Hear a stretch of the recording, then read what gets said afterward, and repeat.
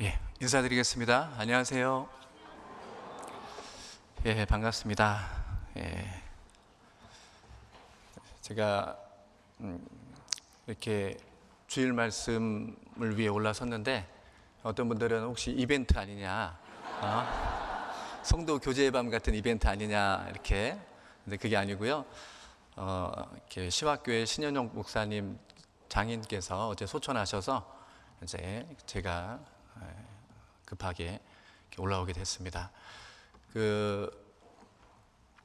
어제 한 2시부터 이제 시편 62편을 중심으로 말씀을 준비했습니다. 한 8시 반 정도까지.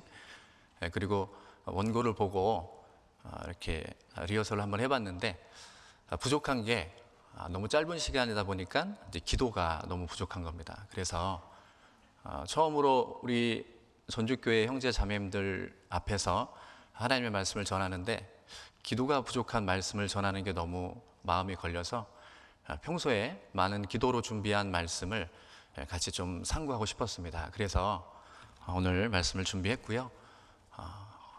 아무튼 기도로 준비한 만큼 많은 분들이 유익이 되고 교훈이 됐으면 좋겠습니다. 같이 기도하고 시작하도록 하겠습니다.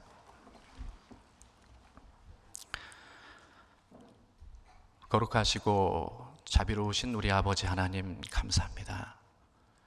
저희를 그 많은 죄악 가운데 구원해 주시고 또 주님을 위해 살 수 있는 이 귀한 인생을 허락해 주심에 감사합니다. 특별히 교회 안에서 하나님을 섬기고 부족하지만 주님의 그 말씀을 배우며 또 가르칠 수 있는, 또 행할 수 있는 기회를 주심에 감사합니다. 우리 형제 자매님들 늘 한마음 한뜻이 돼서 하나님의 일을 잘 감당하고 또 귀한 복음을 전하는 일에 게으르지 않고 충성되게 행할 수 있게 도와주시옵소서. 이 세상은 너무나도 두렵고 무서운 일들이 하루가 멀다 하고 일어나고 있습니다. 이 어두운 세상에서 가장 밝은 빛과 같은 삶을 살고 있는 우리 그리스도인들이 헛된 생각을 하지 않고 하나님 앞에서 바른 삶을 살 수 있도록 도와주시옵소서. 부족한 부분이 있다면 말씀으로 권면해 주시고 교제를 통해서 서로 씻기는 그런 삶을 살기를 원합니다. 특별히 우리 귀한 형제 자매님들 각 가정마다 여러 가지 어려움이 있습니다. 그 어려움 주님께서 그에 맞는 위로를 허락해 주시고 또 은혜를 통해서 그 고난을 견딜 수 있도록 힘과 능력을 더딥혀 주시옵소서. 더불어 우리 교회 또 하나님의 일을 하고 계시는 우리 전도인들 부족하기에 주님께서 더 많이 채워주시고 함께해 주시길 원합니다. 그 건강을 지켜주시고 가정을 돌봐주시고 특별히 우리 담임 목사님 그 몸을 지켜주시고 하나님이 빠른 시간 안에 회복시켜 주셔서 하나님의 일을 잘 감당할 수 있도록 충성되게 행할 수 있도록 도와주시옵소서. 모든 성도들이 한마음 한뜻이 돼서 기도하는 만큼 하나님께서 그 소원을 이루어 주시기를 원합니다. 더불어 해외에서 수고하고 계신 우리 수많은 형제 자매님들 그리고 귀한 선교사 가정 주님께서 함께 해주셔서 그 가정에 더 큰 은혜로 채워주시길 원합니다. 이 시간을 주 성령님께만 의지하며 우리를 사랑하시는 예수님의 이름으로 기도드렸습니다. 아멘. 성경 말씀 찾겠습니다. 민수기 13장입니다. 민수기 13장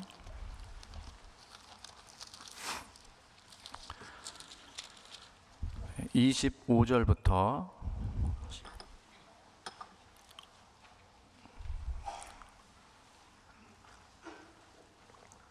민수기 13장 25절부터 14장 3절까지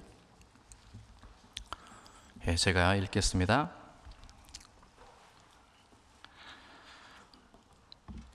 (40일) 동안에 땅을 탐지하기를 마치고 돌아와 바란 광야 가데스에 이르러 모세와 아론과 이스라엘 자손의 온 회중에게 나와 그들에게 회보하고 그 땅 실과를 보이고 모세에게 보고하여 가로되 당신이 우리를 보낸 땅에 간즉 과연 젖과 꿀이 그 땅에 흐르고 이것은 그 땅의 실과니이다. 그러나 그 땅 거민은 강하고 성읍은 견고하고 심히 클 뿐 아니라 거기서 아낙 자손을 보았으며 아말렉인은 남방 땅에 거하고 헤딘과 여부스인과 아모레인은 산지에 거하고 가나안인은 해변과 요단가에 거하더이다. 갈렙이 모세 앞에서 백성을 안돈시켜 가로되 우리가 곧 올라가서 그 땅을 취하자 능히 이기리라 하나 그와 함께 올라갔던 사람들은 가로되 우리는 능히 올라가서 그 백성을 치지 못하리라. 그들은 우리보다 강하니라 하고 이스라엘 자손 앞에서 그 탐지한 땅을 악평하여 가로되 우리가 두루 다니며 탐지한 땅은 그 거민을 삼키는 땅이요 거기서 본 모든 백성은 신장이 장대한 자들이며 거기서 또 네피림 후손 아낙 자손 대장부들을 보았나니 우리는 스스로 보기에도 메뚜기 같으니 그들의 보기에도 그와 같았을 것이니라. 온 회중이 소리를 높여 부르짖으며 밤새도록 백성이 곡하였더라. 이스라엘 자손이 다 모세와 아론을 원망하며 온 회중이 그들에게 이르되 우리가 애굽 땅에서 죽었거나 이 광야에서 죽었다면 좋았을 것을 어찌하여 여호와가 우리를 그 땅으로 인도하여 칼에 망하게 하려 하는고 우리 처자가 사로잡히리니 애굽으로 돌아가는 것이 낫지 아니하랴? 14장 26절에서 30절입니다. 26절에서 30절 여호와께서 모세와 아론에게 일러 가라사대 나를 원망하는 이 악한 회중을 내가 어느 때까지 참으랴? 이스라엘 자손이 나를 향하여 원망하는 바 그 원망하는 말을 내가 들었노라. 그들에게 이르기를 여호와의 말씀에 나의 삶을 가리켜 맹세하노라. 너희 말이 내 귀에 들린 대로 내가 너희에게 행하리니 너희 시체가 이 광야에 엎드러질 것이라. 너희 20세 이상으로 계수함을 받은 자 곧 나를 원망하는 자의 전부가 여분네 아들 갈렙과 눈의 아들 여호수아 외에는 내가 맹세하여 너희로 거하게 하리란 땅에 결단코 들어가지 못하리라. 28절 말씀만 함께 읽어보도록 하겠습니다.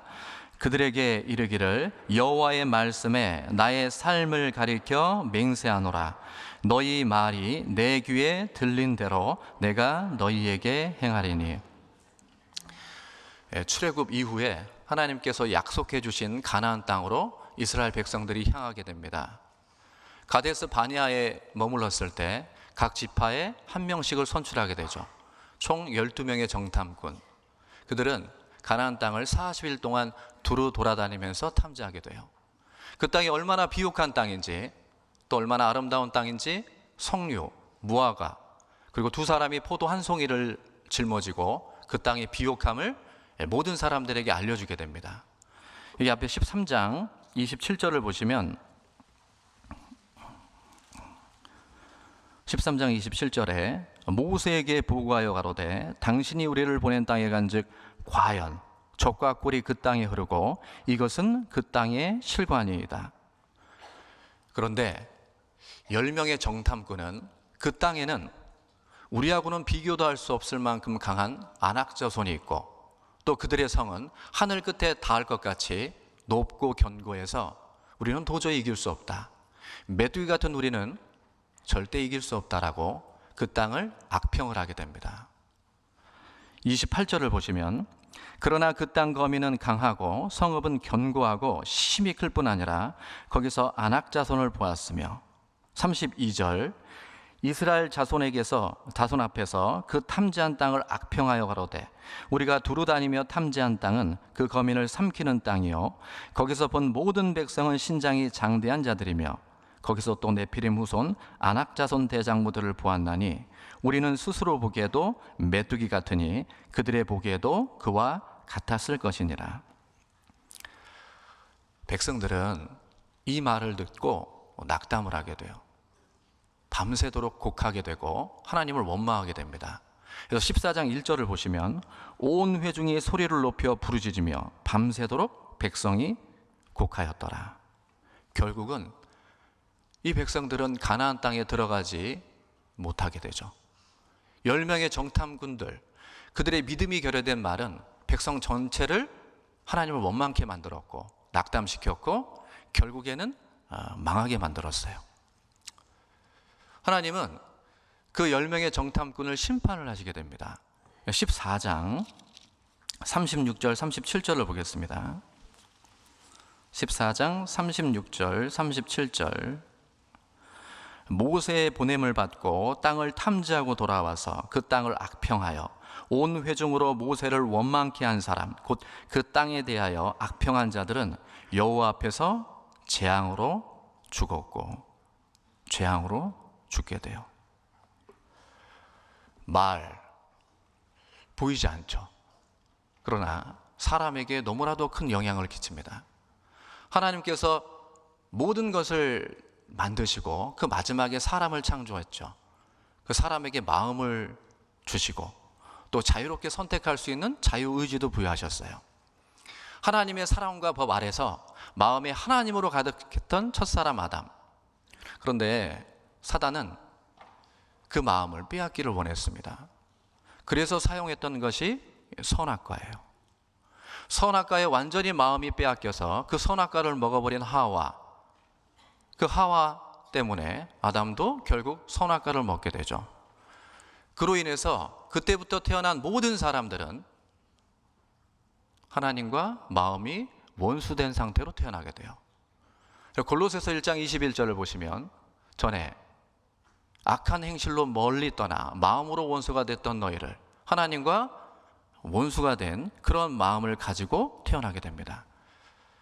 하나님은 그 빼앗긴 마음을 되찾기를 원하세요.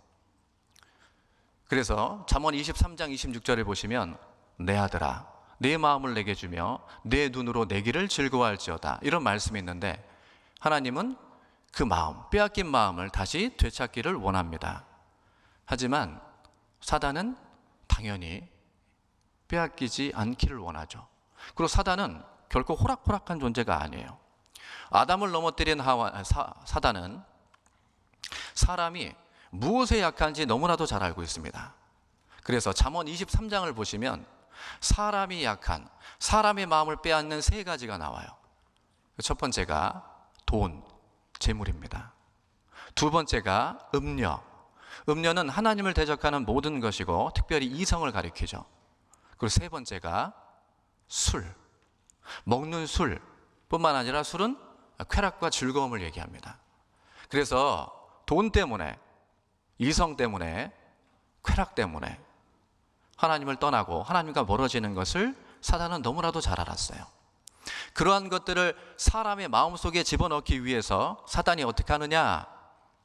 그러한 것들을 가까이 하게 하는 겁니다. 보게 하는 거예요. 그리고 듣게 하는 겁니다. 가까이 하고 보게 하고 듣게 해서 그러한 것들이 마음에 가득 차게 되면 마음이 하나님으로부터 멀어지게 되는 거예요. 그래서 우리가 무엇을 보느냐, 무엇을 듣느냐, 누구와 함께 하느냐, 이건 신앙생활에 있어서 아주 중요하다고 할 수 있습니다. 이 세 가지가 마음에 영향을 끼쳐서 하나님과 가까워질 수도 있고 또 멀어질 수도 있어요. 실험을 했는데요, 한 아이를 모델로 인공지능을 두 인공지능을 이렇게 만들어냈습니다. 똑같은 아이를 모델로 한 9살 정도 되는 아이였는데요, 한쪽에는 프로그램을 무분별하게 보여줬어요. 성인용, 폭력물 가리지 않고 다 보여줬습니다. 그리고 그 아이를 성장을 시켰어요. 다른 한쪽에는 선별해서 아이들 프로그램만 맞춰서 이제 보여주게 돼요. 그리고 시간이 지나서 그 모델의 어머니가 이 아이들과 대화를 해보는 겁니다. 선별해서 보여준 아이와 대화할 때는 특별한 문제가 없었어요. 뭐 하고 있어? 얘 엄마 놀고 있어요. 그거 뭐야? 얘 장난감이에요. 엄마가 너 사랑하는 거 알지?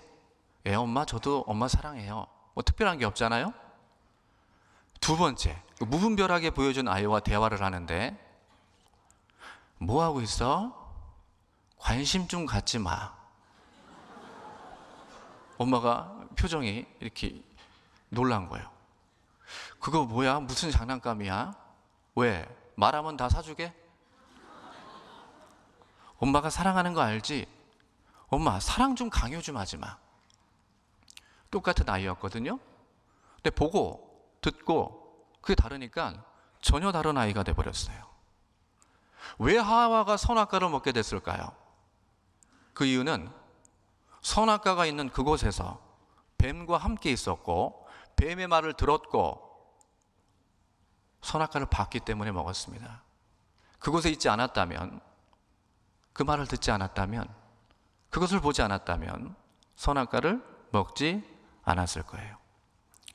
그 마음에 영향을 끼치는 것 중에 말이 있습니다. 말에는 힘이 있죠. 제가 어렸을 때부터 들었던 말이 있어요. 밤에 손톱 깎지 말아라. 문턱 밟지 말아라. 집안 망한다. 그럼 밤에 절대 손톱을 못 깎겠는 거예요. 문턱 그냥 지나가요. 넘어가요. 집안이 망하면 안 되잖아요. 구원받은 이후에 이게 다 가짜라는 걸 알게 됐습니다. 그런데 그럼에도 불구하고 밤에 손톱을 못 깎겠는 거예요. 찝찝해가지고 도저히 못 하겠는 거예요. 시간이 한참 지나서 비로소 할 수 있게 됐습니다. 어렸을 때 이런 얘기를 듣게 됐어요. 나무에 나이테가 있잖아요. 가끔 이제 보면은 나무가 잘려져 있는 게 있는데 그 나이테, 예를 들어서 한 20년 된 나무 나이테를 밟으면 20살 살 거야. 이런 얘기를 들을 거예요. 30년 된 나이테를 밟으면 30살 산대. 이런 얘기를 듣게 된 거예요. 우연히 지나가다가 제가 20살 정도 된 나무테 나이를 밟아버린 거예요. 큰일 났어요. 저는 20살밖에 못 살아. 어렸을 때. 급하게 이제 찾아다닌 게 크고 굵은 그 나이테를 있는 그 나무를 찾아다니다가 한 90세 정도 되는 그 나이테를 보고 밟았습니다. 마음이 너무 편한 거예요. 여러분들은 안 그러셨어요? 어떤 점쟁이가 한 사람에게 당신은 물 가까이 가지 말라고, 물에 빠져서 죽을 그럴 운명이라고 얘기를 했습니다. 이 사람은 그때부터 절대 물 가까이 가지 않았어요. 심지어 마트에 생수 파는 코너에도 안 갔습니다. 그러한 말이 이 사람의 인생을 제한시켜 버렸죠. 상담을 하는데요, 어떤 어르신의 자녀가 있었는데 그 어르신이 애통하듯이 저에게 얘기를 해주셨어요. 아들이 하나 있는데 그 아들이 밥도 안 먹고 맨날 술만 먹는 거예요. 매일같이 밥도 안 먹고. 어느 날 피를 토하길래 너 빨리 병원에 가야 된다. 그래서 병원에 갔더니 그 의사가 난리가 났어요. 이렇게 계속 지내시면 죽는다라고. 근데 나오면서 그 아들이 뭐라고 하냐면, 엄마 걱정하지 마. 점쟁이가 나 오래 산대. 결국 병원에 가지 않았고 치료받지 않았고 곧 간 경화로 숨지셨어요. 아무것도 아닌 말 같지만 그 말이 사람에게 아주 큰 영향을 끼치죠. 잘못된 말 한마디가 마음에 지울 수 없는 상처를 줘서 평생 괴롭게 만들 수 있습니다. 트라우마에 시달리게 할 수 있죠. 그래서 악한 말 한마디가 주먹보다 더 큰 상처를 준다. 관 속에 들어가도 막말은 하지 말라. 이런 격언이 있어요. 내가 죽는다 하더라도 내가 뱉었던 말은 누군가의 마음속에 살아서 끊임없이 괴롭힐 수 있기 때문에 관 속에 들어가도 막말은 하지 말라는 격언이 있죠. 반면에 은혜가 되는 말 한마디가 한 사람은 올바르게 가는 길잡이의 역할을 해줄 수도 있습니다. 말로 구원받게 할 수도 있고, 말로 구원받지 못하게 할 수도 있고, 말로 신앙생활을 잘할 수 있게 돕기도 할 수 있고, 도울 수도 있고, 말로 실족시킬 수도 있어요. 그래서 어떤 말을 하느냐, 또 어떤 말을 듣느냐, 사람에게 너무나도 중요하다고 할 수 있죠. 세상 사람들은요, 본인들이 마음속에 있는 하고 싶은 말을 어떤 상황이 되면 다 끄집어냅니다. 시편 12편 4절에 보면 저희가 말하기를 우리의 혀로 이길지라 우리의 입술은 우리 것이니 우리를 주관할 자 누구리요? 내 입으로 내가 말하는데 당신이 무슨 상관이야? 하고 싶은 말을 다 합니다. 그 말 속에는 너무 끔찍한 그런 말들이 있죠. 이 옆에 이제 사무 아파트가 있는데 지나다니다 보면 굉장히 그 옷을 말끔하게 입고 아주 신사적인 그 분이 계세요. 그분이 뭐 인사도 굉장히 잘하시고 교회를 다니시는지 주일에는 이제 성경도 이렇게 가지고 어딜 다니십니다. 그래서 되게 점잖아 보이시던 그 신사 같은 분이 어느 날 그 도로 앞에서 시비가 붙었어요. 어떤 분하고. 이분이 감정이 점점 격해졌습니다. 어떤 말을 했을까요? 부드러운 말? 은혜가 되는 말? 아니에요. 아이들이 들으면 안 되는 그런 아주 불쾌한 그런 말들, 좋지 않은 말들이 쏟아져 나왔습니다. 그 다음부터 그분을 봤을 때 더 이상 신사로 보이진 않았어요. 똑같은 모습으로 보이진 않았습니다. 독사의 자식들아, 너희는 악하니 어떻게 선한 말을 할 수 있느냐? 이는 마음에 가득한 것을 입으로 말함이라 라는 말씀처럼 우리 안에 어떤 것이 있는지 그러한 말 가운데 확인할 수 있죠. 세상 사람들은 기분에 따라서 마음에 있는 걸 다 쏟아내지만 문제는 우리 그리스도인들조차도 이 교회 안에서 여러 형태의 악한 말들을 해 다른 누군가, 형제 자매를 괴롭게 할 수 있다는 겁니다. 그런 말을 듣기도 하고 때로는 하기도 하죠. 여기는 접어두시고 잠언 25장을 보겠습니다.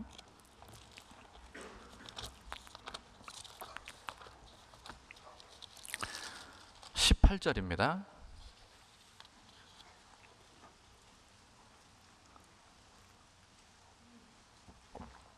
잠언 25장 18절.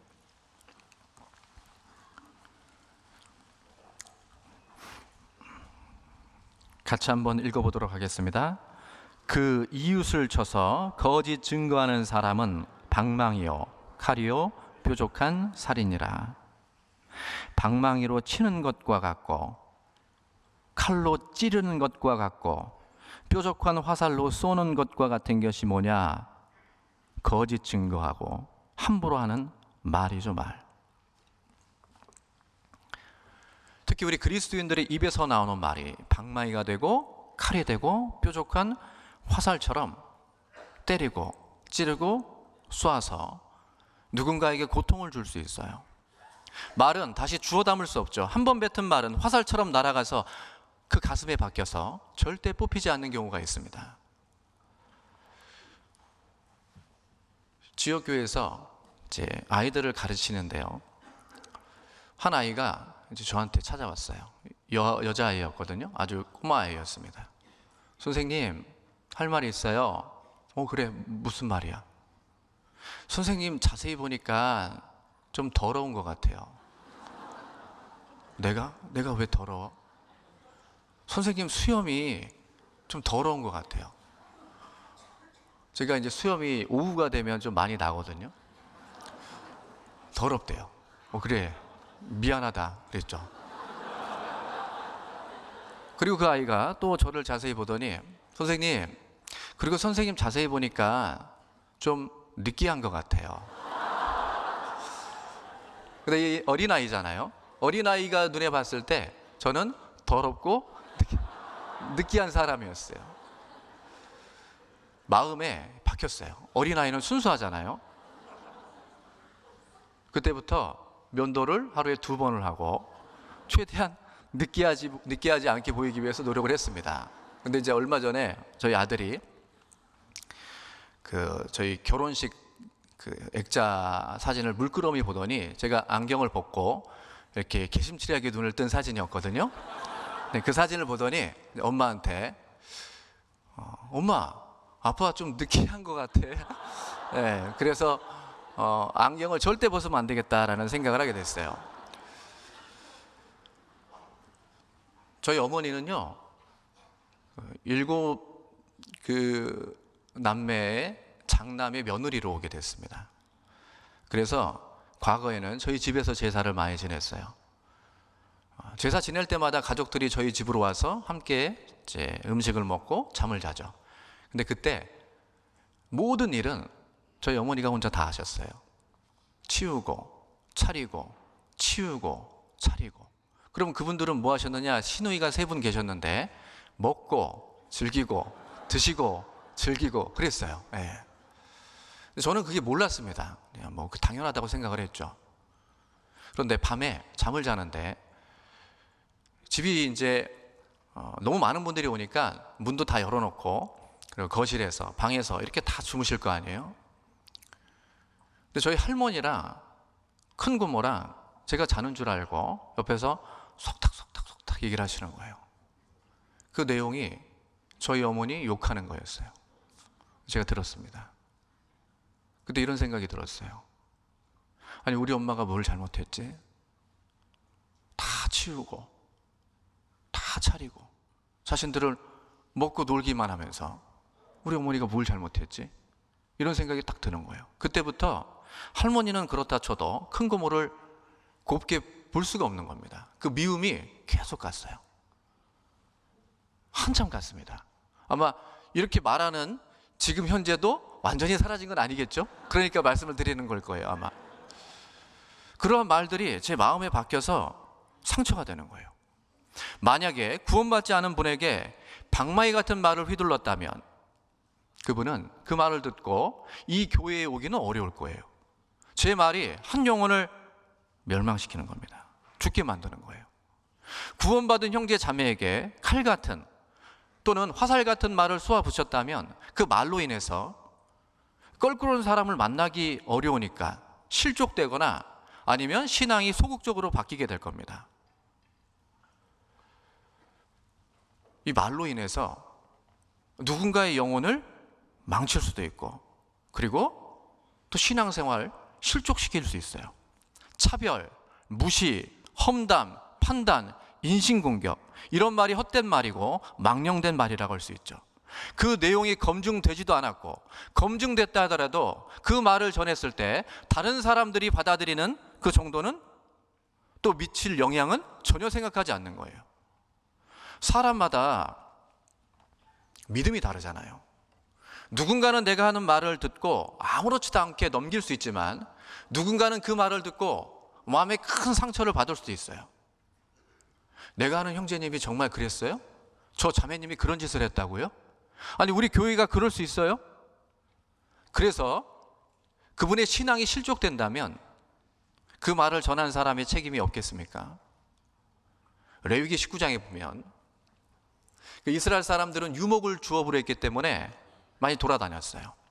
그 돌아다니면서 논단, 슬렌더, 비방을 했습니다. 그러니까 하나님께서 이스라엘 사람들, 너희들 돌아다니면서 논단하지 말라고 그랬어요. 비방하지 말라고. 비방을 함으로써 사람들마다 그 비방된 그 얘기를 들었을 때 서로 간의 신뢰가 무너지고 사회 전체가 문제가 생길 수 있기 때문에 하나님은 철저히 금지시켰습니다. 소크라테스도 말을 할 때는 세 가지 체에 걸러보라고 했잖아요. 당신이 하는 말이 진실입니까? 최소한 선합니까? 꼭 필요한 얘기입니까? 진실인지도 모르겠고 선하지도 않고 필요하지도 않으면 잊어버리라고 했어요. 쓸데없는 그런 말에 시간 낭비하지 말라는 거죠. 바울 사도는요, 행동 하나하나, 말 한마디 한마디 할 때 굉장히 조심스러웠습니다. 고린도전서 8장을 보겠습니다.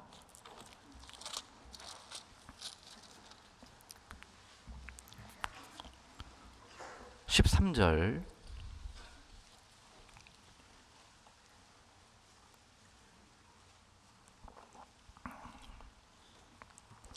고린도전서 8장 13절. 그러므로 만일 식물이 내 형제로 실족해 하면 나는 영원히 고기를 먹지 아니하여 내 형제를 실족치 않게 하리라. 내가 먹는 그 음식이 형제에게 문제가 된다면 나는 기꺼이 그거 먹지 않겠다라고 이렇게 말을 했어요. 어떻게 이런 마음이 들 수 있죠? 어떻게 이런 생각을 할 수 있을까요? 그 이유는 11절, 12절에 답이 나와 있어요. 11절, 12절. 그러면 내 지식으로 그 약한 자가 멸망하나니 그는 그리스도께서 위하여 죽으신 형제라. 이같이 너희가 형제에게 죄를 지어 그 약한 양심을 상하게 하는 것이 곧 누구에게 죄를 짓는 거라고요? 네, 그리스도에게 죄를 짓는 거예요. 그 형제에게 죄를 짓는 것이 그 형제를 위해서 죽은 그리스도께 죄를 짓는 것이기 때문에 바울 사도는 조심하고 또 조심하고 또 조심했습니다. 내가 그리스도에게 죄를 지을 수 있기 때문에 그래요. 여기 수많은 분들이 앉아 계시죠. 근데 어떤 분은 지금 신앙이 흔들리는 분이 계실 수도 있어요. 교제에 오랫동안 떨어져 있다가 최근에 회복된 분도 계실 수 있죠. 이제 갓 구원받은 분도 계실 수 있어요.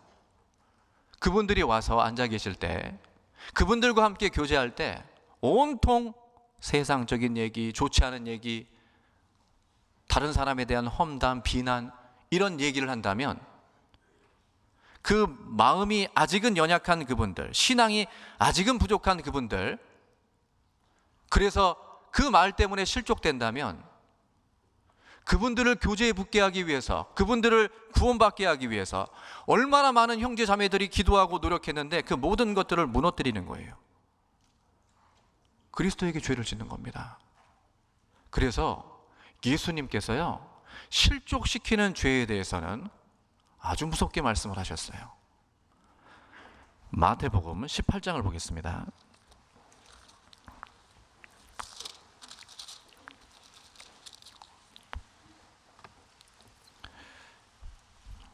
6절, 마태복음 18장, 죄송합니다. 18장 6절입니다. 죄송합니다. 같이 읽도록 하겠습니다. 누구든지 나를 믿는 이 소자 중 하나를 실족해 하면 차라리 연자 맷돌을 그 목에 달리우고 깊은 바다에 빠뜨리우는 것이 나으니라. 구원받은 형제 자매를 실족해 하면 연자 맷돌을 목에 메고 깊은 바다에 들어가는 것이 낫대요. 연자 맷돌은 작은 맷돌이 아니죠. 소나 말이 끄는 큰 맷돌입니다. 그거를 목에 메고 깊은 바다에 들어가라는 건 나오라는 거예요? 나오지 말라는 거예요? 나오지 말라는 거예요. 아무리 작은 형제 자매라도, 아무리 미약한 그런 형제 자매라도 내가 실족시키면 하나님은 결코 용서하지 않겠다라고 하셨어요. 그 인자하고 사랑이 넘치는 예수님께서 실족시키는 죄에 대해서는 너무나도 무섭게 말씀하셨습니다. 경고하시는 거예요. 용납지 않겠다라고. 왜냐하면 그 한 영혼 구원하기 위해서 예수님께서 어떠한 고통을 받으셨고 어떠한 고난을 받으셨는지 알잖아요. 그 한 영혼 위해서 얼마나 많은 형제 자매들이 희생하고 애썼습니까? 그러니까 예수님께서 절대로 그런 일이 있어서는 안 된다라고 경고하시는 거예요. 내 입으로 허물어 버리는 겁니다. 한 영혼이 천하보다 귀하다고 그랬잖아요. 그 천하보다 귀한 영혼을 하나님과 가깝게 해야 될 사람들이 도리어 잘못된 말실수나 행동으로 멀어지게 한다면 예수님은 그거에 대해서 그냥 넘어가지 않을 거예요. 여기 많은 분들이 계시는데 어떤 분들은요, 정말 집안에서의 그 많은 핍박 가운데 어렵게 오시는 분들이 계세요. 대부분 자유롭게 오시겠지만 남편 혹은 아내, 부모, 누군가의 핍박을 피해서 어렵게 오시는 분들이 계십니다. 그분들이 와서 이 자리에 앉아서 위로받고 힘을 얻기 위해 여기 왔는데 온통 잘못된 얘기만 듣는다면 내가 이런 얘기 들으려고 그런 핍박을 이겨내고 여기 왔나? 내가 이런 말 듣기 위해서 부모님과 싸워서 여기 왔나? 남편과 아내와 싸워서 여기 왔나? 우리는 말을 할 때요, 충분히 주변을 살펴볼 필요가 있습니다. 내가 어렸을 때는 말하는 것이 어린아이와 같고 깨닫는 것이 어린아이 같고 생각하는 것이 어린아이 같다가 장성한 사람이 되어서는 어린아이를 버렸다라고 했죠. 어린아이는 그럴 수 있어요. 구역 모임 때 조용해야 되는 그때 어린아이들은 떠들 수 있습니다. 엄마 이거 뭐야? 집회가 있을 때도 어린아이들은 떠들 수 있어요. 이해합니다. 어린아이니까. 근데 우리는 어린아이가 아니잖아요. 장성했고 내가 이런 말을 했을 때 이 사람에게 어떤 영향이 끼칠지 충분히 판단할 수 있는 그런 장성한 사람들이죠. 어린아이가 아닙니다. 그래서 우리가 말을 할 때는 조심해야 되죠. 그런데 우리가 하는 말은 이렇게 누군가에게 상처를 줄 수도 있지만 반대로 큰 위로를 줄 수도 있죠. 힘을 줄 수도 있습니다. 갈렙과 여호수아의 그 말은 믿음 있는 사람들에게는 큰 힘이 되는 말이었어요. 민수기 14장을 다시 보겠습니다.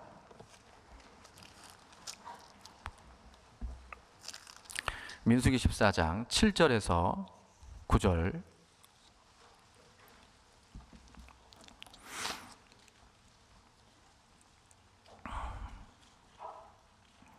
민수기 14장 7절에서 9절. 이스라엘 자손의 온 회중에게 일러 가로되 우리가 두루 다니며 탐지한 땅은 심히 아름다운 땅이라. 여호와께서 우리를 기뻐하시면 우리를 그 땅으로 인도하여 들이시고 그 땅을 우리에게 주시리라. 이는 과연 젖과 꿀이 흐르는 땅이니라. 오직 여호와를 거역하지 말라. 또 그 땅 백성을 두려워하지 말라. 그들은 우리 밥이라. 그들의 보호자는 그들에게서 떠났고 여호와는 우리와 함께 하시느니라. 그들을 두려워 말라 하나. 그래, 맞아. 하나님이 함께 해주시지. 하나님께서 약속해 주셨지. 맞아. 믿음이 있는 사람들에게는 이 여호수아와 갈렙의 말이 큰 힘이 됐을 거예요. 다윗이 자신의 무리에게 하는 말이 달다라고 했습니다. 내 말이 달므로 무리가 들으리로다. 지금 무리에게 전하는 말이 달다라고 했어요. 사람들이 들었을 때 단말이 있습니다. 우리 그리스도인들이 들었을 때도 달콤하고 아름다운 말이 있죠. 그래서 잠언 16장 24절에 보면 선한 말은 꿀송이 같아서 마음에 달고 뼈에 약양이 된다고 그랬잖아요. 마음에 단 말이 있어요. 약이 되는 말이 있습니다. 과거 수능 때 이제 이 수능을 보면 수년간 고생한 그 결과가 이 수능으로 나오잖아요. 그래서 아침에 막 긴장이 되는 거예요. 어머니께서 저에게 이런 말을 해주셨습니다. 대항아, 네가 수능을 잘 봐도 못 봐도 너는 내 아들이야. 단말이었어요. 그래, 맞아. 우리 어머니가 평소에 이런 분이 아니셔요. 굉장히 와일드하시고 거침없는 말을 뱉는 분인데 그날만큼은 참 선한 말을 해주셨어요. 어떤 아들이 그 아버지에게 이런 얘기를 했다고 하죠. 저는요, 우리 아버지를 이순신 장군님보다 더 존경합니다. 그 얘기를 아버지가 들었을 때 얼마나 마음이 좋아요. 얼마나 감동이고 아름다운 말이죠. 과거에 가난해도 당신만 있으면 돼, 이런 말을 제가 언뜻 들은 것 같은데 아마 지금 기억 못할게요, 서로요. 지금은 아닐 거예요, 아마. 그런 말은 단말이잖아요. 너무 좋은 말이고 힘이 되는 말이죠. 선한 말은, 달콤한 말은 뼈에 양약이 됩니다. 특히 우리 그리스도인들이 하는 선한 말은 더욱더 달콤하고 다른 누군가를 붙들어 일으켜 줄 수 있고 힘을 줄 수 있죠. 형제 자매를 칭찬해 주는 말, 허물을 덮어주는 말, 힘을 주는 말, 위로해 주는 말, 덕을 세우는 말, 그런 말들이 단말이고 선한 말입니다. 주님은요, 여러 번 결혼한 그 사마리아 여인에게, 또 간음하다가 잡힌 여인에게 책망의 말을 하지 않으셨어요. 위로의 말은 다시 일으킬 수 있는 힘을 주고 다시 시작할 수 있는 그 계기를 만들어 줍니다. 그래서 윌리엄 버클레이라는 사람이 이런 말을 했어요. 다른 사람의 정열에 찬물을 끼얹기는 쉽습니다. 절망시키기는 더욱 쉽습니다. 세상은 다른 사람을 좌절시키는 사람들로 가득합니다. 그러나 우리 그리스도인들은 서로를 격려해야 할 의무를 가진 사람들입니다. 어떤 경우에는 칭찬과 격려가 담긴 한마디의 말로도 다른 사람을 위로하기에 충분합니다. 죽이고 파괴하는 건 누구나 할 수 있어요. 누구나 할 수 있습니다. 지식과 지혜가 없어도 가능해요. 집을 부수는 건 누구나 할 수 있어요. 망치로 때려 부시면 되죠. 근데 그 집을 짓고 세우는 건 지식이 있어야 돼요. 지혜가 있어야 됩니다. 아무나 할 수 있는 게 아니에요. 신앙을 허무는 건 누구나 할 수 있습니다. 악한 말로 함부로 내뱉으면 돼요. 그런데 신앙을 세우는 건 아무나 할 수 있는 게 아니에요. 절대 쉬운 게 아닌 겁니다. 내가 하는 말, 그 말이 위로가 되는 말이 되고 선한 말이 돼서 형제 자매들에게 좋은 영향을 끼치는 말이 돼야죠. 빅토리아 여왕이 재임 시절에 자신의 신하의 아내가 오랜 시간 아이를 갖고 싶어 했어요. 그러니까 아이가 안 생기는 겁니다. 그러다가 이제 아이가 생기게 됐어요.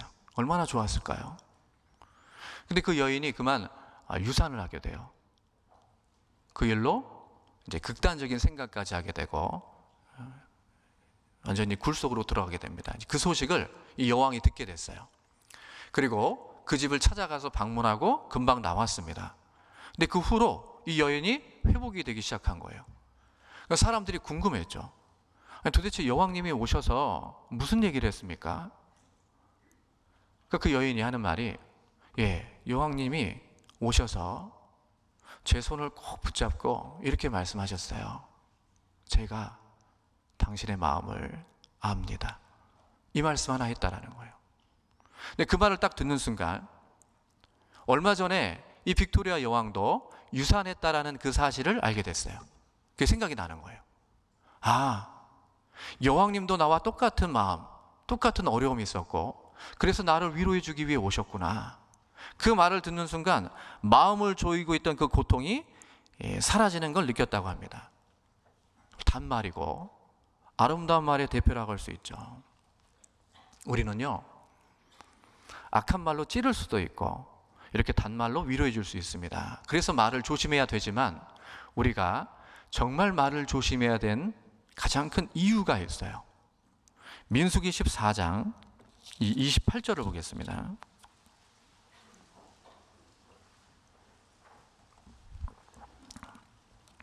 26절부터 제가 다시 읽도록 하겠습니다.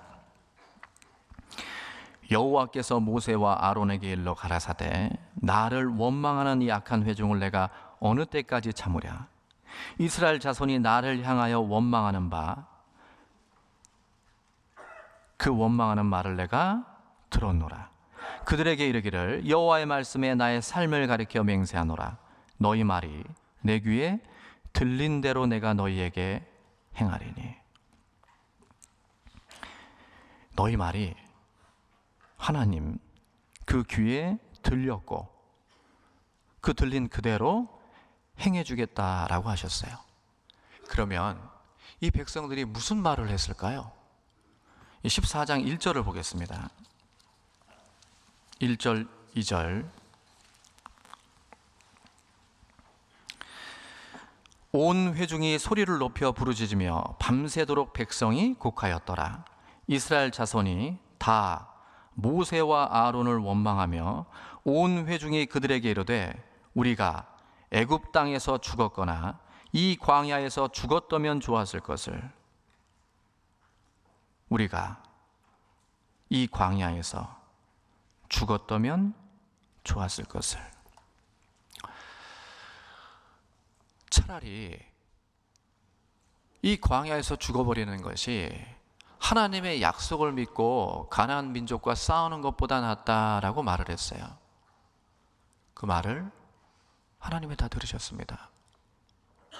다 듣고 그대로 되게 해주시겠다고 그렇게 말씀을 하셨어요. 신명기 1장을 보겠습니다. 민수기 다음에 신명기 1장 34절, 35절. 이 말씀이 민수기 14장과 연결되는 말씀이죠. 34절, 35절.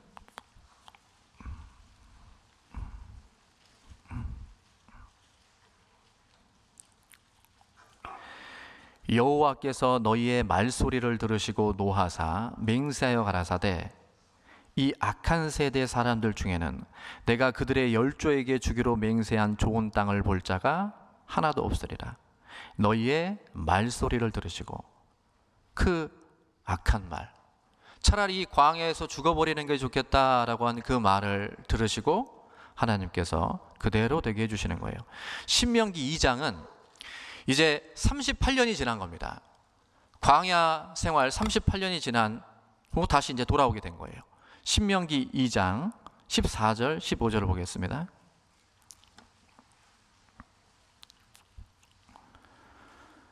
가데스 바니아에서 떠나 세렛 시내를 건너기까지 38년 동안이라. 이때에는 그 시대의 모든 군인들이 여호와께서 그들에게 맹세하신 대로 진중에서 다 멸절되었나니 여호와께서 손으로 그들을 치사 진중에서 멸하신 거로 필경은 다 멸절되었느니라. 하나님께서 말씀하신 대로 다 멸절됐고 그들이 그들의 입으로 말한 대로 광야에서 다 죽었어요. 하나님의 귀에 들린 대로 하나님은 그대로 행해 주셨습니다. 이러한 교훈을 받았잖아요. 그런데도 이들은 똑같은 어려움이 오니까 똑같은 말을 또 하는 거예요. 민수기 20장을 보겠습니다.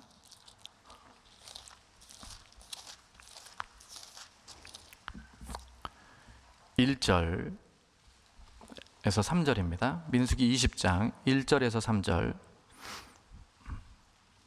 여기 1절의 정월에는 40년째 1월이죠. 40년째 1월.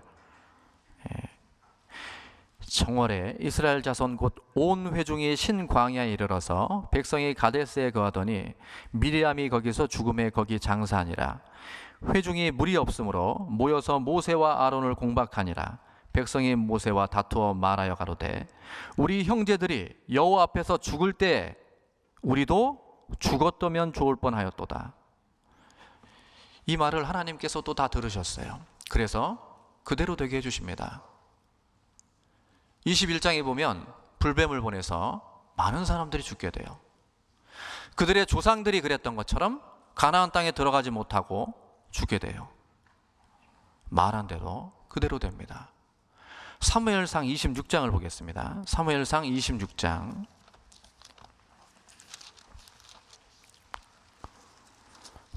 구약 452페이지입니다. 9절 10절.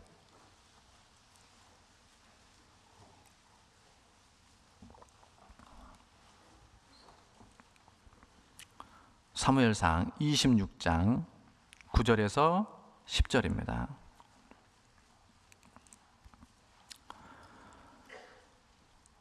다윗이 아비새에게 이르되 죽이지 말라. 누구든지 손을 들어 여호와의 기름 부음을 받은 자를 치면 죄가 없겠느냐? 또 가로되 여호와께서 사하시거니와 여호와께서 그를 치시리니 혹 죽을 날이 이르거나 혹 전장에 들어가서 망하리라. 이 아비새가 사울을 죽이려고 했죠. 이거 다윗이 막았습니다. 기름 부은 사람을 죽이면 안 된다고. 그런데 하나님께서 치실 것이고 전장에서 죽게 된다라고 그 말을 했을 때 이 말 그대로 사울은 전장에서 죽게 되죠. 이 말 그대로 이루어지게 됩니다. 다윗이 한 말 그대로 이루게 돼요. 모세가 바로 앞에 섰습니다. 이스라엘 사람들을 보내주세요. 그때 바로가 뭐라고 하냐면 여호와가 누구간데 내가 이스라엘을 애굽에서 보내겠냐라고 그렇게 얘기를 하죠. 여호와가 누군데 뭔데? 그 말을 하나님께서 다 들으셨어요. 그래서 여호와가 누구신지를 보여줍니다. 10가지 재앙을 통해서 이 세상 모든 것을 주관하는 분이라는 것을, 그리고 생명을 주관하는 분임을 장자재앙을 통해서 보여주시죠. 그리고 바로가 홍해에 수장되고 하나님 앞에 섰을 때 자신을 심판하시고 자신의 영원한 운명을 주관하시는 그 하나님 여호와가 어떤 분인지를 확인하게 될 거예요. 여호와가 누군데 그 말 하나님은 다 들으셨어요. 마태복음 27장을 보겠습니다.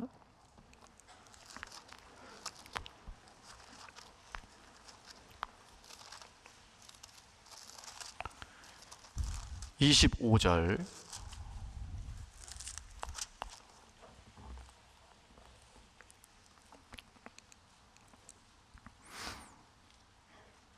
마태복음 27장 25절. 같이 한번 읽도록 하겠습니다. 백성이 다 대답하여 가로되 그 피를 우리와 우리 자손에게 돌릴지어다 하거늘. 이스라엘 사람들이요,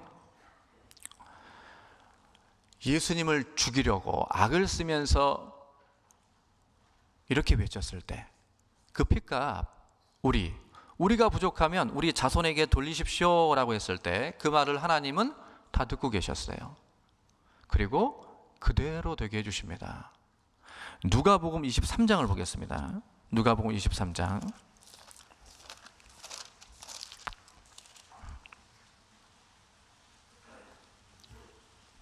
27절 28절.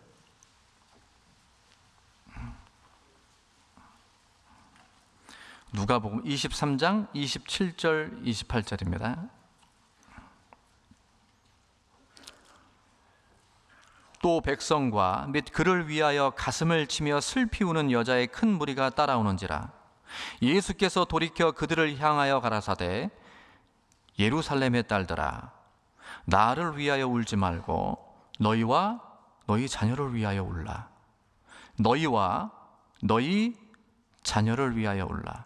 너희 자녀, 우리와 우리 자손에게 돌릴지어다 한 말 그대로 너희와 너희 자손이 그 말한 대로 될 것이다. 그 핏값 다 받았잖아요. 자신들이 하는 말이 그 결과가 어떻게 될 줄 알았다면 그렇게 말하지 못했을 거예요. 그 말한 대로 그대로 하나님은 되게 해주셨습니다. 그에 반해 여호수아와 갈렙은 어떤 말을 했죠? 여호수아와 갈렙은 그 땅을 취하자, 능히 이기리라. 하나님께서 주셨다. 그들은 우리의 밥이다. 그들의 말대로 여호수아와 갈렙은 가나안 땅에 들어갑니다. 갈렙은 유다 땅을 차지하게 되죠. 자신들이 말한 대로 그대로 됐어요.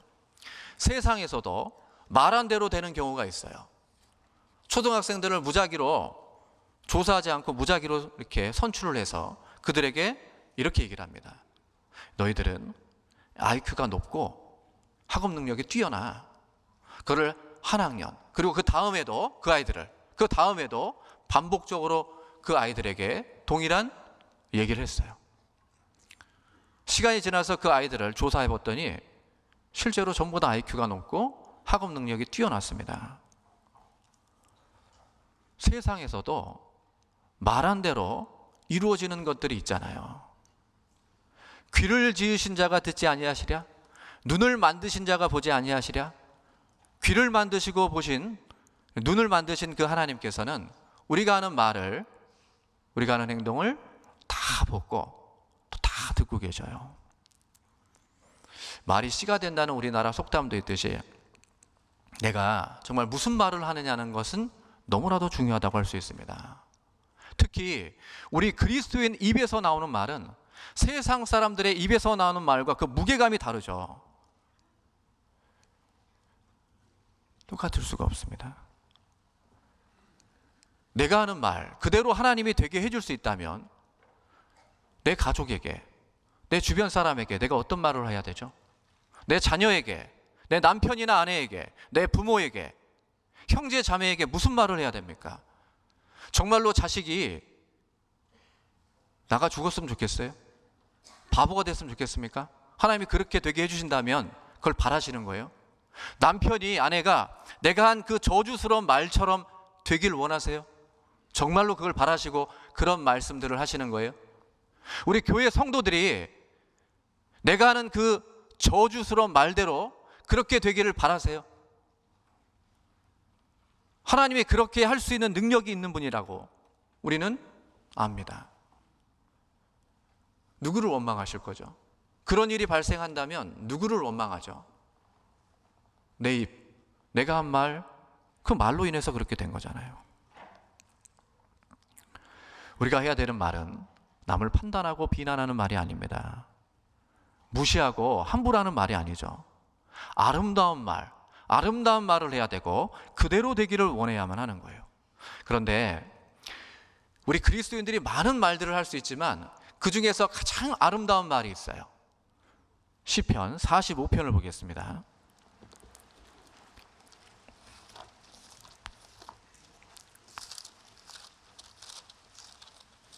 시편 45편 1절입니다.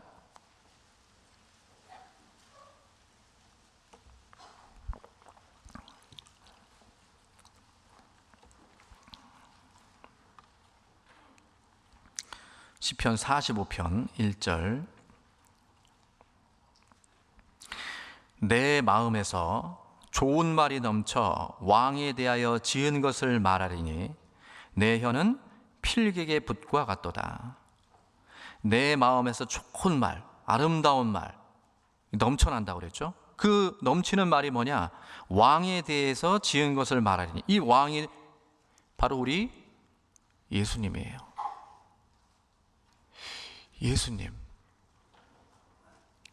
예수님처럼 아름다운 말이 있을까? 예수 그리스도처럼 필객의 붓과 같도다. 글씨를 잘 쓰는 사람의 붓처럼 아름답다라는 거예요. 글씨를 잘 쓰는 사람이 그 글씨를 보면 기분도 좋잖아요. 이 예수님에 대해서 하는 말이 필객의 붓과 같은 거예요. 그런데 이 예수님은 단지 아름다운 말이 아닙니다. 그걸로 끝나는 게 아니라 생명을 불어넣을 수 있는 힘 있는 말씀이죠. 그 어떤 말과 비교할 수 없을 만큼 아름다운 말이고 힘 있는 말이에요. 전도인들은 이제 죽음 직전에 계신 분들을 이제 상담을 자주 하게 되죠. 이분이 여태까지 한 번도 말씀을 듣지 않았어요. 근데 이제 거동을 할 수 없고 이제 죽음 앞에 있으니까 그분을 어떻게든지 가기 전에 복음을 듣게 하기 위해서 함께 갑니다. 의식도 없을 때가 있고 그분에게 그 귀에다 대고 우리가 무슨 말을 할까요? 성경 난제를 얘기할까요? 천년왕국에 어린아이들이 어떻게 됩니까? 그런 얘기를 그때 하겠습니까? 아니에요. 그때는 예수님 외에 다른 말을 할 게 없어요. 예수님이 당신의 죄 때문에 그 십자가에 매달려서 그 피를 다 쏟고 당신을 천국에 보내기 위해서 죽으시고 부활하셨다라는 그 예수님에 대한 말씀 외에 다른 말은 무슨 말을 하죠? 10번을 가도 20번을 가도 오직 예수 그리스도 외에 다른 말은 할 게 없어요. 예수님에 대한 말씀. 그러니까 가서 성전에 서서 이 생명의 말씀을 다 말하라. 생명의 말씀, 살릴 수 있는 말씀은 그 누구도 전할 수 없고 오직 그리스도인들만 전할 수 있잖아요. 그러니까 우리가 당당하게 힘있게 속삭이는 것이 아니라 정말 힘있게 전할 필요가 있습니다. 베드로 사도와 요한 사도가 그 솔로몬 성곽에서 수천 명 앞에서 당당하게 외쳤잖아요. 수많은 사람들 앞에서 수많은 위협이 있음에도 불구하고 외쳤어요. 크게 외치라, 아끼지 말라, 내 목소리를 나팔같이 날려 내 백성에게 그 허물을, 야곱의 집에 그 죄를 고하라 라는 말씀대로 그 목소리를 아끼지 않았습니다. 나팔같이 날렸죠. 그런데 자신의 잘난 점이나 내가 조금 알고 있는 거는 어떻게든지 그걸 얘기하려고 그래요. 아니 그거 아니야, 잘못 알았어, 그거 싼 거 아니야, 비싼 거야, 그거 명품 아니야, 가짜야, 나 확실하게 알잖아. 내가 알고 있는 것에 대해서는, 세상 것에 대해서는 어떻게든지 알려주려고 하는 거예요. 당당하게 외치죠. 그거 아니야. 근데 예수 그리스도에 대해서는 입에 파수꾼을 세웁니다. 그때는 소극적으로 뒤에 빠지고 조용히 하는 거예요. 베드로와 요한이 가로되, 대답하여 가로되, 하나님 앞에서 너희 말 듣는 것이 하나님 말씀 듣는 것보다 옳은가 판단하라. 우리는 보고 들은 것을 말하지 아니할 수 없다 하니, 베드로와 요한은 하지 말라, 전하지 말아라, 그런 위협이 있음에도 불구하고 우리는 보고 들은 것이 있고 그걸 말하지 않을 수 없다라고 했어요. 우리도 마찬가지죠. 우리도 이 성경을 통해서, 성령의 역사를 통해서 보고 들은 게 있습니다. 우리가 직접 본 게 있고 직접 들은 게 있죠. 그런데 우리는 왜 그것을 말하지 아니할 수 없다가 아니라 말하지 않고 사는 걸까요? 유일하게 그 말을 전할 수 있는 그러한 사람임에도 불구하고 그 말을 전하지 않는 겁니다. 우리는 이 말을 사람들의 생명을 인도하는 데 쓰라고 하나님께서 허락하신 거고 주신 거예요. 남을 비난하고 험담하라고 주신 게 아닙니다. 형제자매를 실족시키라고 주신 게 아니에요. 그럼에도 불구하고 잘못 쓰고 있어요.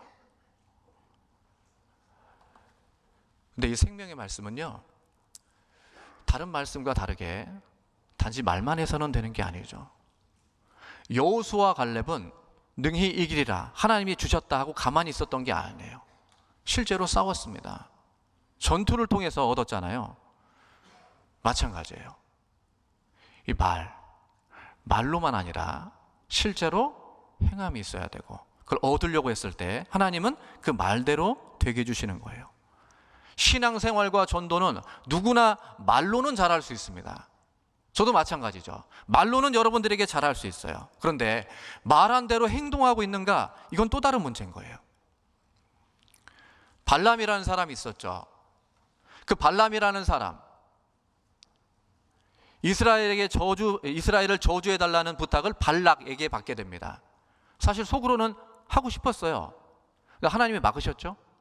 그 발람이 나는 의인의 죽기처럼 죽기를 원한다라고 했어요. 하나님이 보셨을 때 의로운 삶, 하나님의 종으로서의 삶을 살기를 원한다고, 그렇게 죽기를 원한다고 그렇게 얘기했습니다. 하지만 발람의 죽음은 의인으로 죽은 게 아니에요.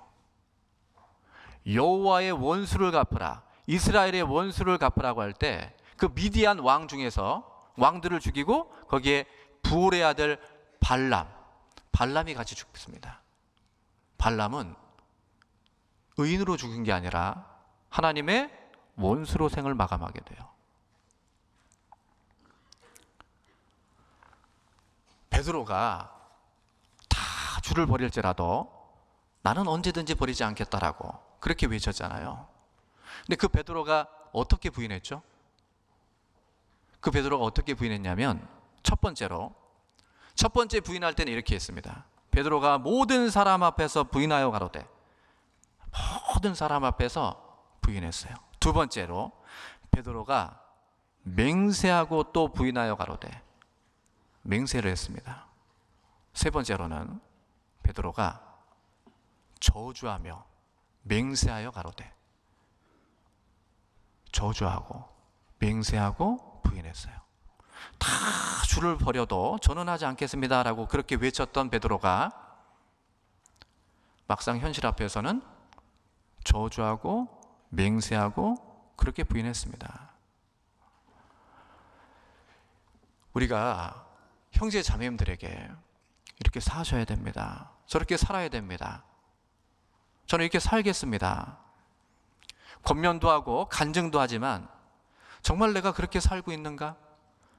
그렇게 살려고 노력하는가? 말도 중요하지만 본이 되는 행동이 훨씬 더 중요하고, 지금 그 행동을 하고 있는가가 더 중요하다고 할 수 있죠. 과거에가 아니라 지금 내가 그런 말과 행동, 본이 되는 삶을 살고 있는가? 그게 훨씬 더 중요하다고 할 수 있습니다. 그러지 않으면 우리는 유대인과 별반 다를 게 없어요. 유대인들이 그러면 다른 사람을 가르치는 네가 자신을 가르치지 아니하느냐? 도둑질하지 말라 반포한 네가 도둑질하느냐? 간음하지 말라 네가 간음하느냐? 우상 숭배하지 말라 네가 신사 물건을 도둑질하느냐? 가르치는 건 그렇게 하지 말라고 하면서 본인들의 행동은 그와 정반대로, 말과는 전혀 다르게 그렇게 행동할 수 있죠. 한 지역교회 어머니 회장님이 계셨어요. 근데 이분이 처음으로 학예 수양의 마지막 차수 식사 봉사를 총괄하게 됐습니다. 처음으로. 그러니까 걱정이 너무 많은 거예요. 거의 10,000명 정도 되는 사람의 식사를 너무 많게 하면은 다 낭비가 되는 거잖아요. 또 너무 적게 하면 못 먹는 분이 많으니까 너무 많은 고민이 됐어요. 많은 기도를 하는데 이걸 어떻게 해야 되지 고민하시다가 어떻게 하시냐면 앞에 있는 모든 차수를 다 참석하셨어요. 모든 식사를 다 먹고 다 조사하고 양을 다 파악했습니다. 제가 한번 여쭤볼게요. 이제 마지막 차수가 됐거든요. 그 차수의 음식이 많이 남거나 부족했을까요? 딱 적당했을까요? 네? 네, 맞아요. 네, 적당했습니다. 정말 완벽할 정도로 딱 떨어졌어요. 그 마음이 느껴지잖아요. 형제 자매들의 음식, 그게 단지 기도로만, 말로만이 아니라 실제 그 긴 시간 동안 행함으로 보여줬습니다.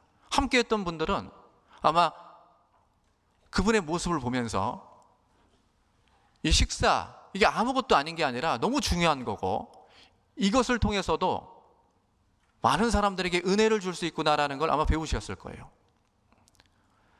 과거에 전도를 하는데요, 직장 생활을 하고 저녁에 보통 전도를 하게 되잖아요. 3주 연속으로 하루도 쉬지 않고 전도를 하게 되는데 함께하는 모든 형제 자매인들이 3주 동안 한 번도 쉬질 못했습니다. 일을 하고 바로 이제 말씀을 같이 듣고 그분들을 모셔다 드리고 오면 새벽이고 다시 일하고 하고 다시 그분들을 모시고 와서 말씀을 듣고 또 새벽까지 모셔다 드리고 이거를 3주 동안 했어요.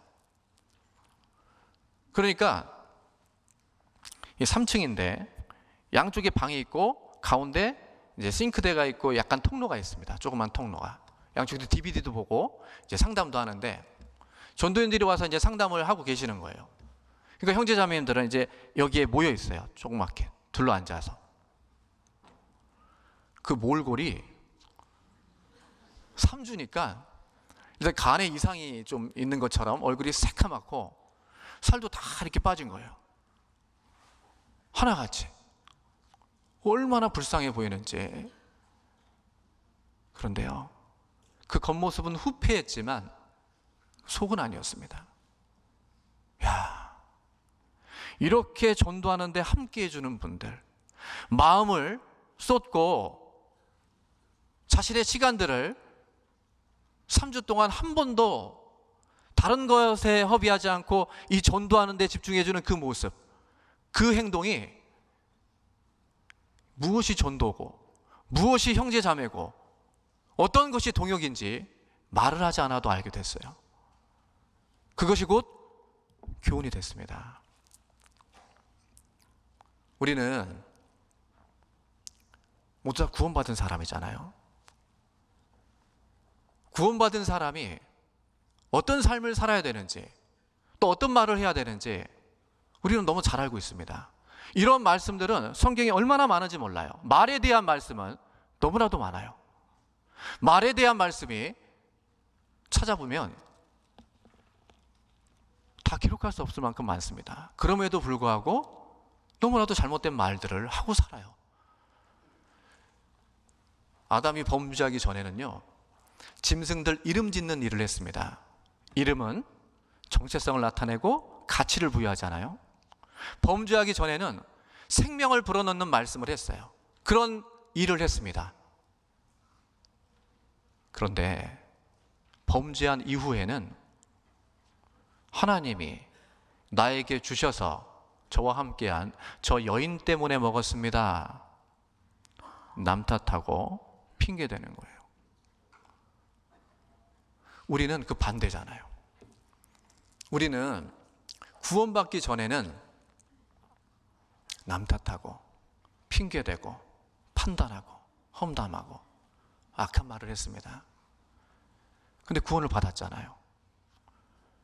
구원은 단지 영혼 구원만 받은 게 아닙니다.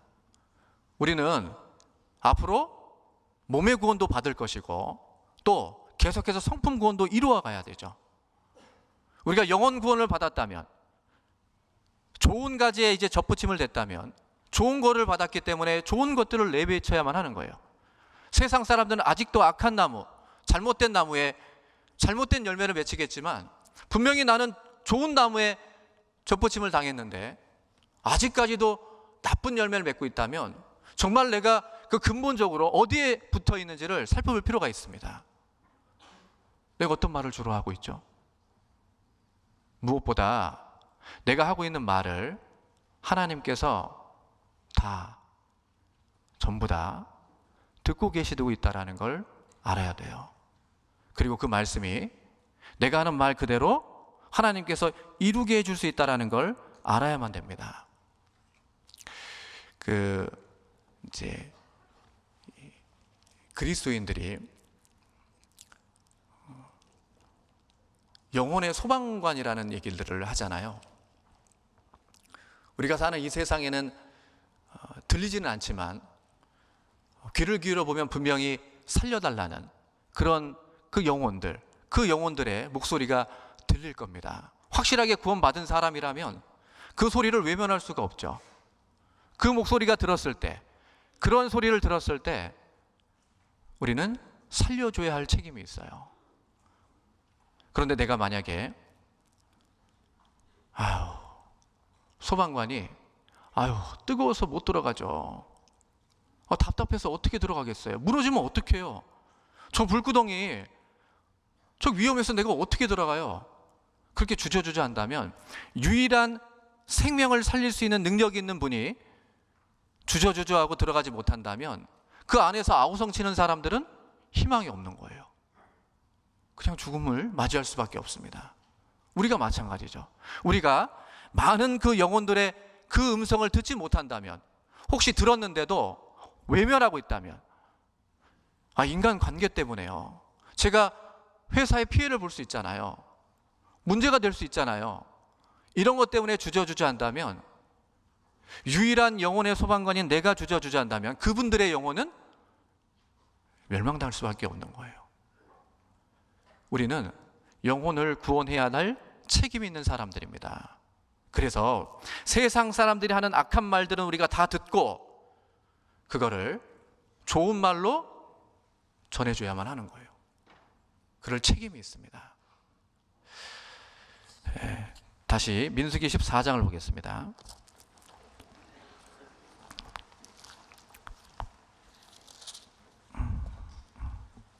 14장 28절.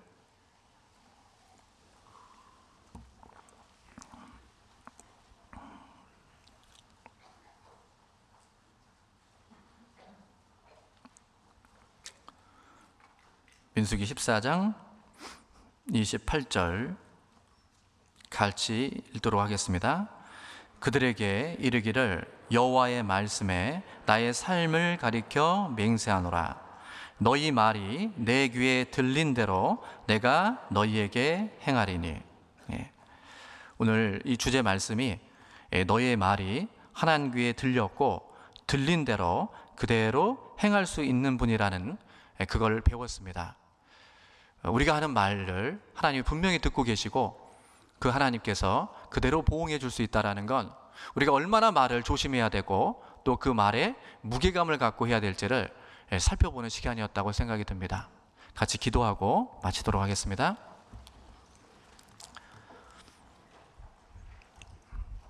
거룩하시고 자비로우신 우리 아버지 하나님, 감사합니다. 오늘 하나님께서 또 성경을 통해서 교훈해 주시고 또 하나님의 놀라운 그 능력과 지혜를 살펴보는 그런 시간이 되었습니다. 우리 형제 자매님들에게 많은 교훈이 될 수 있게 도와주시고 또 삶 가운데 적용해서 하나님이 원하는 인생을 살아갈 수 있게 인도해 주시옵소서. 늘 주님의 은혜가 우리 형제 자매들에게 가득하길 원합니다. 늘 하나님이 함께해 주시옵소서. 우리를 사랑하시는 예수님의 이름으로 기도드렸습니다. 아멘. 찬송가 은혜 찬송 171장을 함께 찬양하도록 하겠습니다.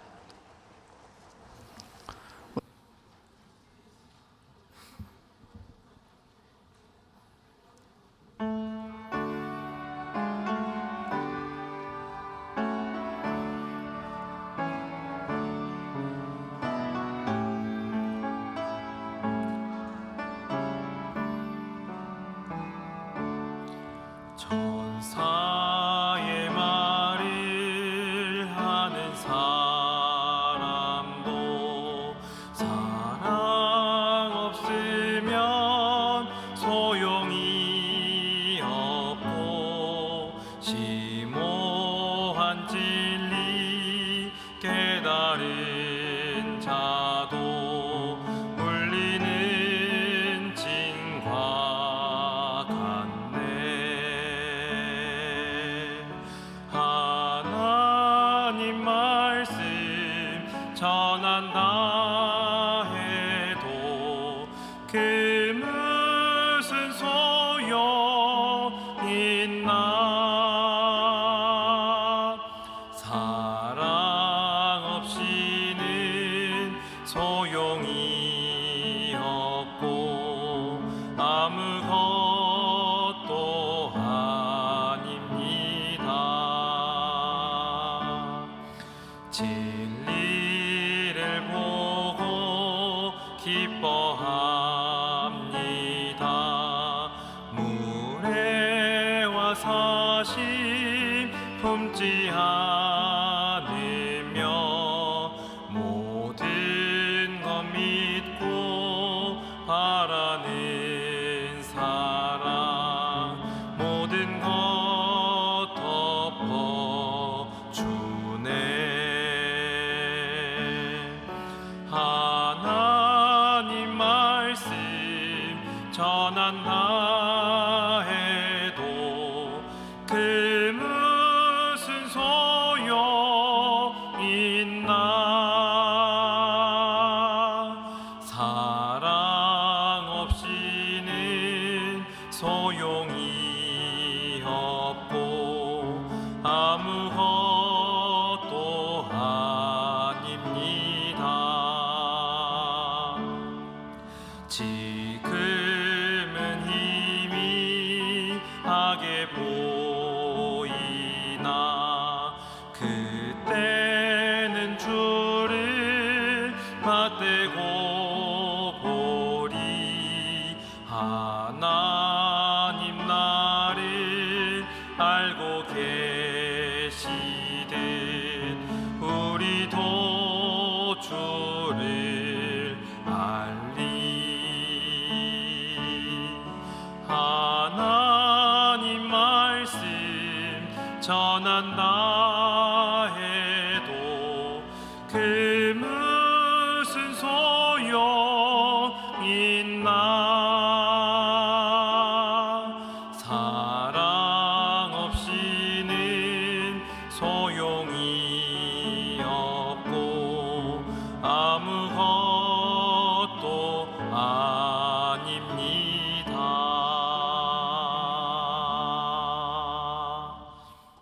봉사회장님 광고 있으시겠습니다. 목사님. 목사님.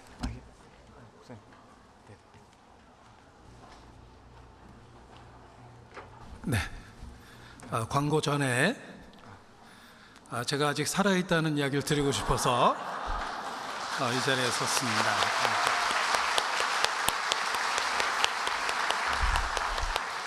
교회에 심려를 끼쳐드려서 정말 죄송하게 생각합니다.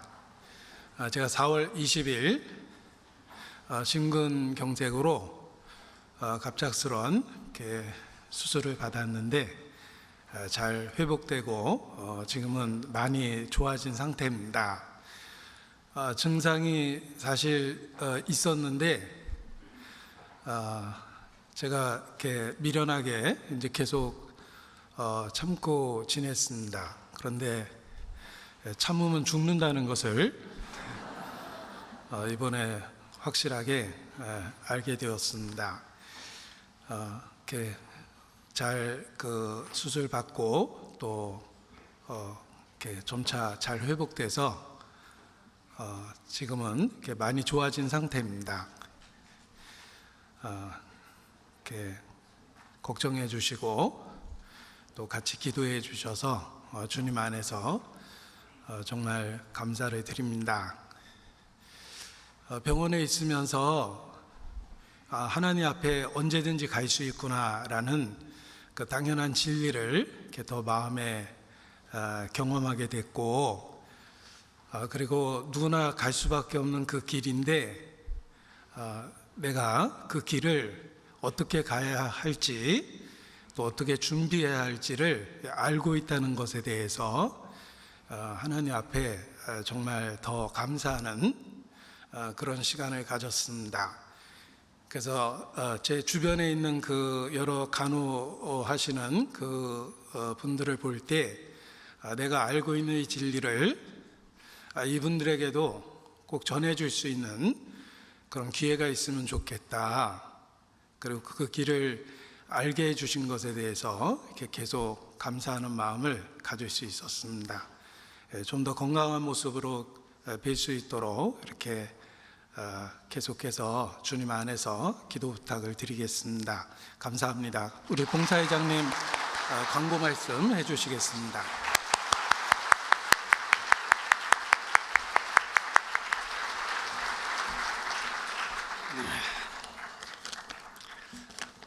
우리 형제 자매님들의 기도 덕분에 담임 목사님께서 위기를 넘기시고 회복 중이십니다. 앞으로도 많은 기도가 필요합니다.